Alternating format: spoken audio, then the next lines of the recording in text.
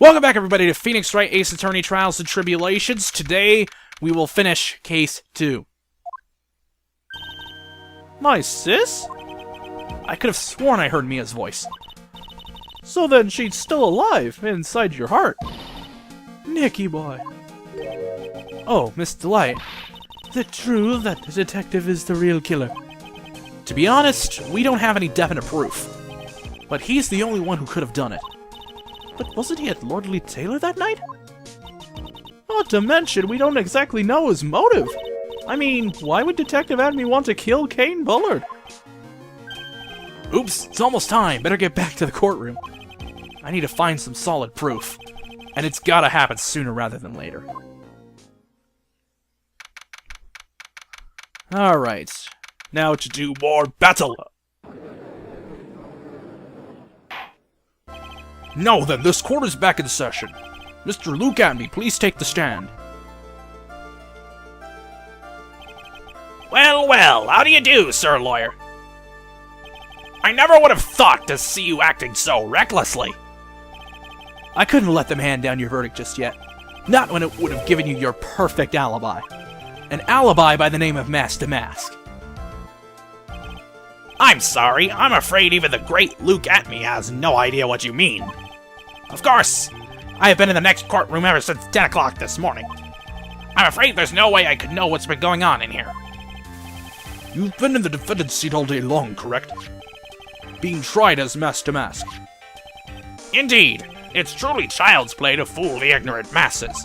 Not only did the poor fools ask me to protect their valuables, they even gave me a generous reward upon returning their own property to them. Take this red diamond ring that sparkles upon my divine finger, for example. So you continue to insist that you are, in fact, Master Mask? Of course! Very well then, Luke Adamy. Let us begin with this simple question. On October 12th at 1 a.m., Kane Bullard was murdered. Where were you at that time? One without knowledge lacks even the knowledge that he should be ashamed of himself. But don't worry, I will not hold it against you, Sir Judge. Thanks. All right, Mr. Adamy. The night of the murder. Speak. We're listening. As you wish, Sir Prosecutor.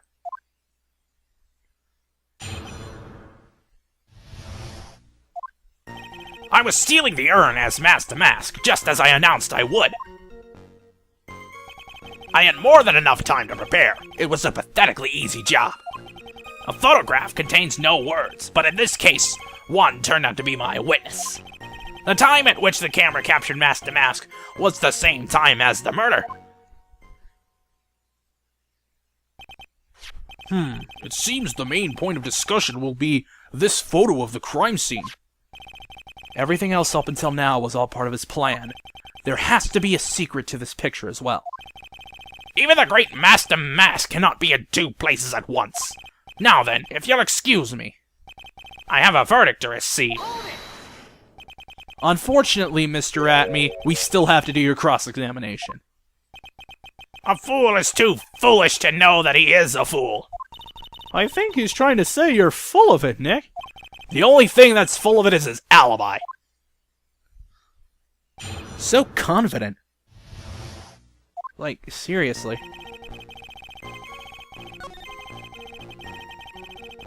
Hold it! I believe Adrian Andrews hired you at one point. That's right. That was over 20 days ago, if I'm not mistaken. You sent the calling card to Lord Lee Taylor 10 days before the heist. That would mean you sent out the card after you began your security watch, right? Indeed, there was no reason why I couldn't do both jobs at once. It was the perfect opportunity to steal my latest target. I see. You truly are evil, aren't you? Yes, evil is what I am. Am I evil? Hey, Nick, isn't there something odd about this? Detective Adamy was always proud of his ace detective skills, right? But if the urn was stolen from Lord Lee Taylor while he was the only one watching it, he'd have no way to maintain his perfect ace detective persona. You know, that's true. It's kind of odd.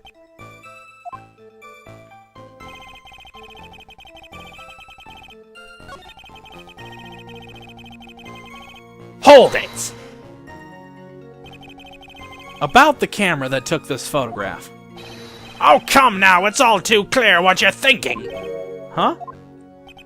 You think I altered the timestamp on the photograph, don't you? I'm afraid that's impossible. The camera was set up by Lord Lee Taylor, and on top of that, it was Lord Lee Taylor's staff that printed that picture's data. Unfortunately for the defense, there's no way that picture could have been altered. I see. Looks like I'd better find something else that could be suspicious. So this alibi is false? It has to be, or you couldn't have killed Mr. Bullet at KB Security. But I'm not really spotting anything unusual. There are two possibilities. Either the mask in the photo is a fake, or the photo itself is.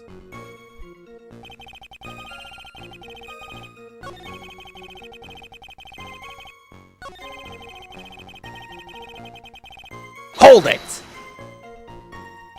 So by photograph, you mean this piece of evidence here, is that correct?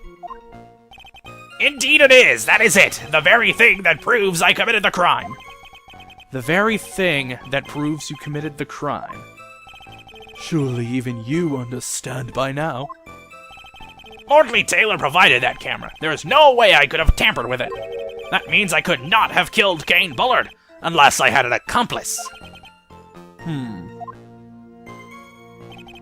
Come on, think long and hard about that night. The basement warehouse and this picture that supposedly captures it. It's got to be here. Is there something funny about this picture? You bet there is. Are you implying that this picture is a fake? You bet I am. There's definitely something strange about this picture. We took a look around the basement warehouse that night before the theft took place. And there's something in the photo that doesn't match my memory of that night. Very well, then let's hear it. Let's see what you have to say. What about this photograph do you find funny?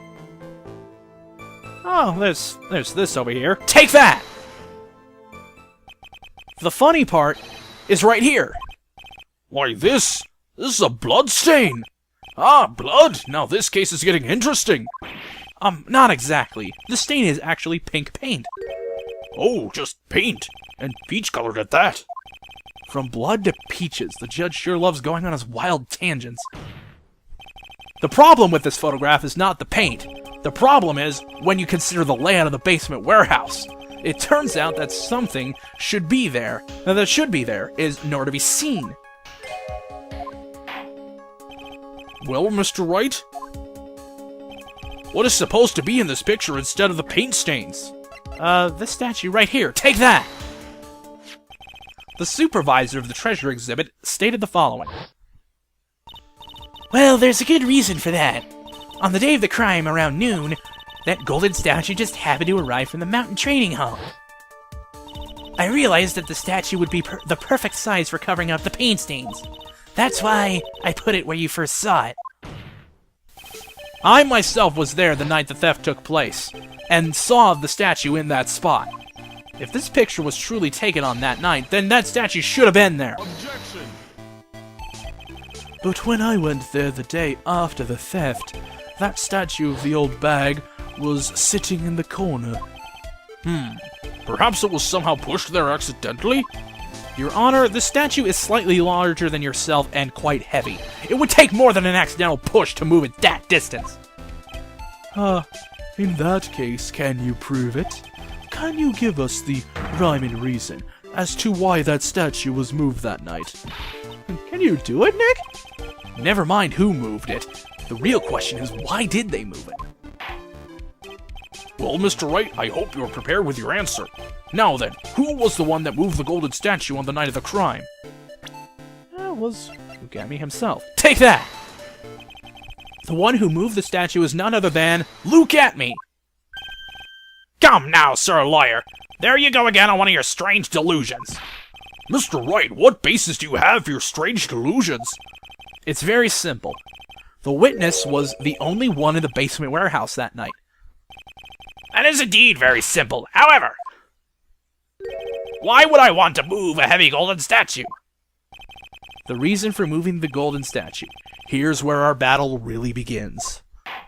Well, Mr. Wright? What reason did the witness have to move that statue? The reason can be found here in this photograph. Look at me. You pretended to be Mask to Mask to create an alibi by showing you were at Lordly Taylor that night.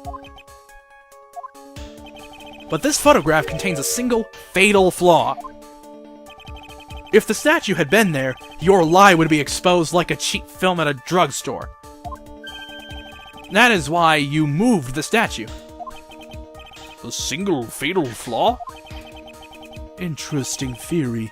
Please enlighten us. Just where in this picture does this lie exist? That's right in the timestamp. Take that! Naturally, the lie in this photo is the timestamp. What do you mean? I'll tell you exactly what I mean. On the night in question, Luke Atney went to KB Security and murdered Kane Bullard. Therefore, it's obvious. It would have been impossible for him to have been at Lordly Taylor at this time.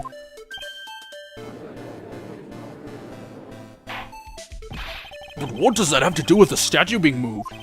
Remember, if you will, Your Honor, when was this statue placed beside the warehouse door? Well, the statue was taken down to the warehouse on the day of the crime, and it was placed there in order to cover up the paint. Exactly. Luke Atney had already decided on the time when he was going to kill the victim, and so in order to create an alibi for that time, he took this picture days before the murder took place. What the? Of course, the statue hadn't yet been brought down to the basement warehouse. So, on the day of the crime, Mr. Atney must have been quite nervous. As nervous as a long-tailed cat in a rocking chair factory, so to speak. Why? Because something that wasn't supposed to be there had been brought down and placed where it wasn't supposed to be. And that is why Luke Atney had to move the statue on the night of the murder. He did it to make the room match the way it had been in his photo.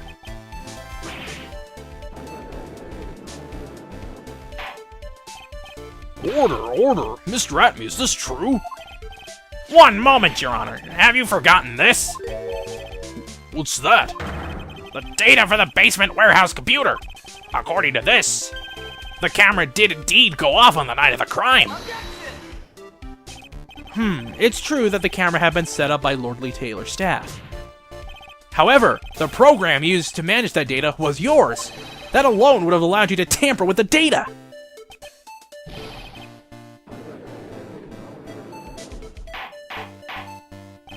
Order! Mr. Godot, what is the meaning of this?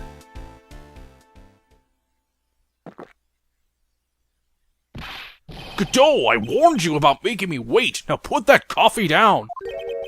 My 11th cup. I've promised to drink no more than 17 during a trial, which means I'm still good to the last drop. However, the defense is a very good point. A good point? So what? We are all but travelers on a road of infinite points. I think you've got your points mixed up with your other points. So you say this photograph was taken ahead of time, and that the statue was moved in order to make it match. That's a very interesting idea. However, there's one point that can't be denied. Which is? That it's only a possibility.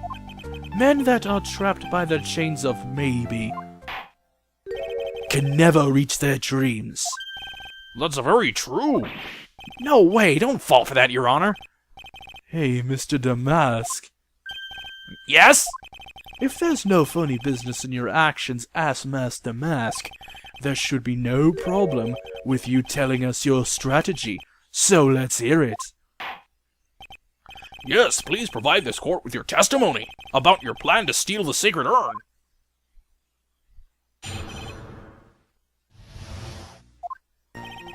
I first received the request from Lordly Taylor about 20 days ago. The urn was placed in a box in Svari. It was then sent to the warehouse. Hence, I was actually unable to see the urn for myself until the day of the crime.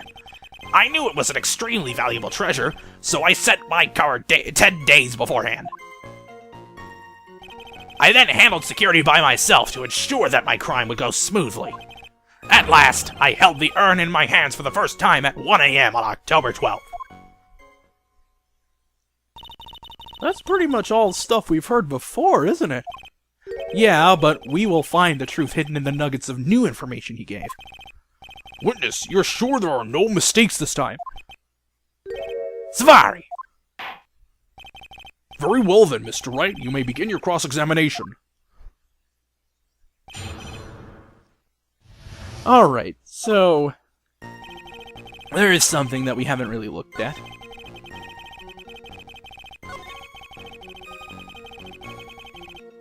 Let's take a look at this calling card. We haven't really checked it yet, so let's see what it says. It says, take care of the speckled urn. There's something fishy about this. Objection!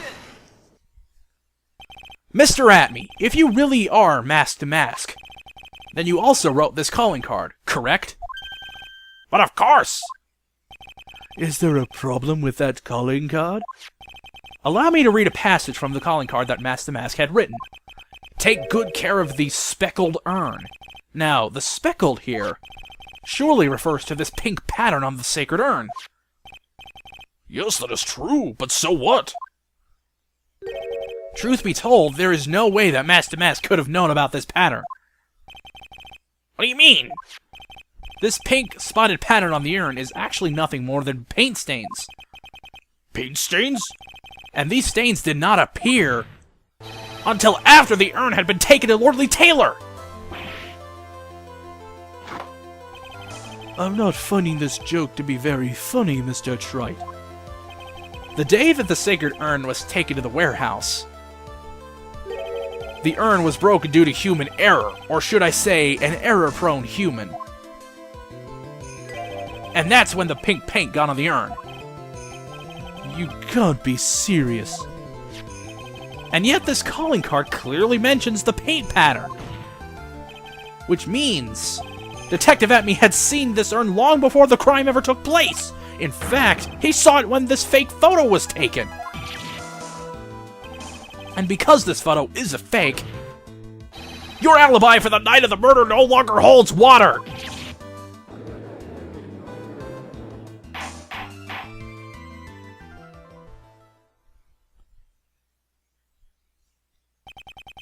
Witness, do you have anything to say for yourself? Alright, that did it. He's broken. Nick? I think it's still a little early for a victory pose. Huh?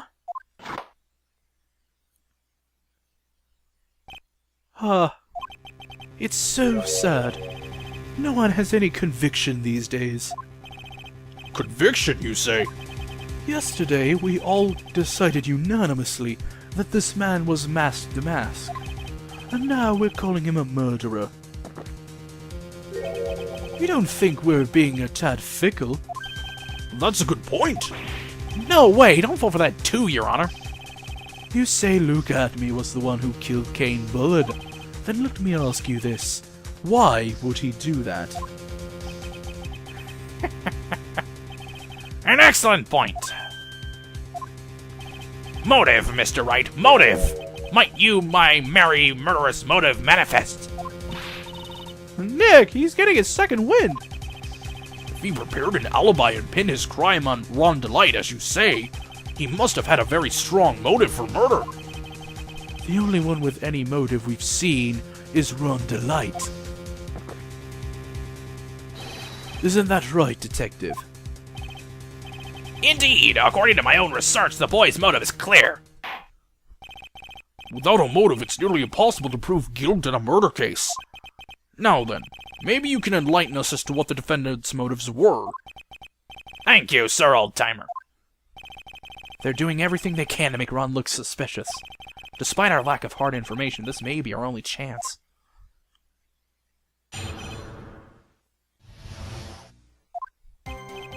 I, Luke Atme, had no points of contact with the victim whatsoever. Kane Bullard decided to investigate Mask to Mask and simply mistook who he was. It was Mr. Bullard who wrote the blackmail letter and sent it to Ron Delight.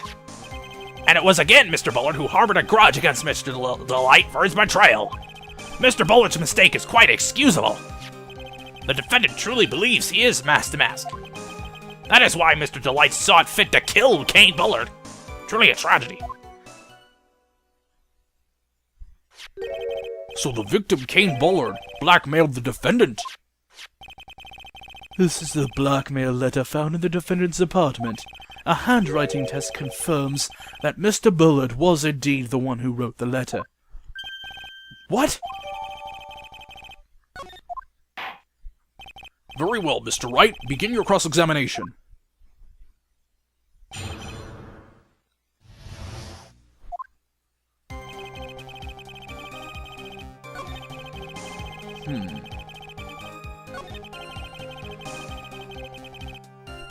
Send it to Ron Delight. Let's take a look at this letter one more time. And if you don't, I'll take that red diamond you received the other day instead. That's the part that doesn't make any goddamn sense. Objection!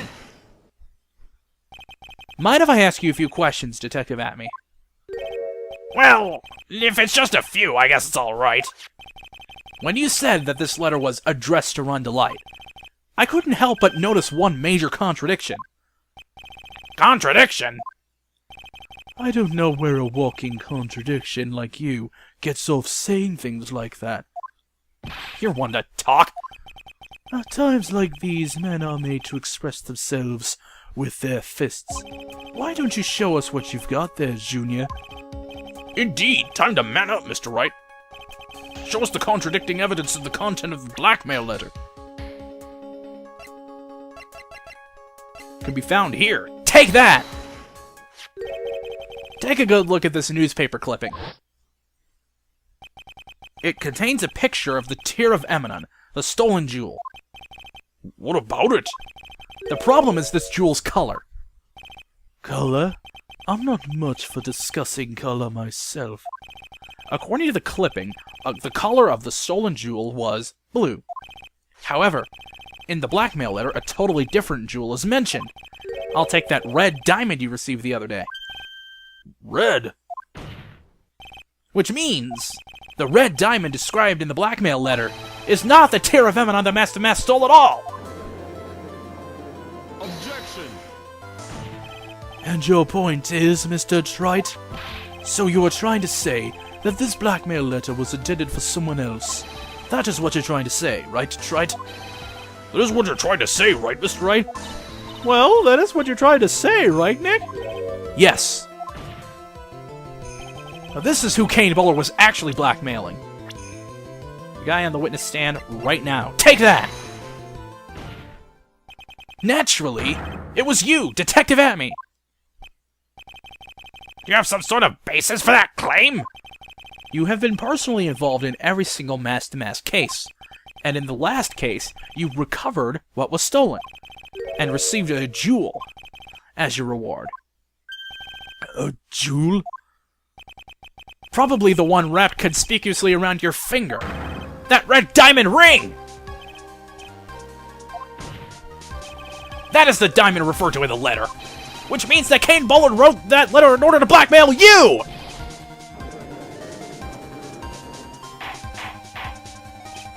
Order the court. Order, I say. It seems you've gone too far with your childish pranks, Mr. Wright. Uh-oh, I don't like the way he said that. Kane Bullard blackmailing Luke Atme? Are you for real? Yes, I am. Nick, come on, stand up to him. Then answer me this. The blackmail letter contains the following passage. If you don't want your identity revealed to the world... Yes, it certainly does. Kane Bullard threatened to make Luke Atme's identity public knowledge. An identity he wanted to keep a secret. So just what was that identity? Atme killed Kane Bullard because he was afraid of his secret becoming known. What was the identity that he wanted to keep secret? This is what it all comes down to, Nick. The identity that Luke Atme wanted so desperately to keep it was secret was his identity as a blackmailer. Luke Atme was a blackmailer. Objection! Hey now, isn't that a little different from what you've been saying? You said that Kane Bullard was the one blackmailing Luke Atme. Are you saying that Atme was also blackmailing someone else on top of that? You have to admit, that does sound a little odd. It's not odd. It's the only thing that makes any sense. Kane Bullard was blackmailing Luke Atme. But Ron DeLite was also being blackmailed by a certain someone. So did you start to receive blackmail letters starting after this incident? Yes, just a few days after the Tear of Emanon heist. After that, I started getting the plans in the mail. I received plans from some very kind person. Incredibly detailed plans. Detailed plans? In which case, that would mean Ron DeLite was actually mask to mask. That is what we are claiming. Someone else came up with the plans and had Mr. DeLite steal his targets for him. And that someone was none other than Luke Atme!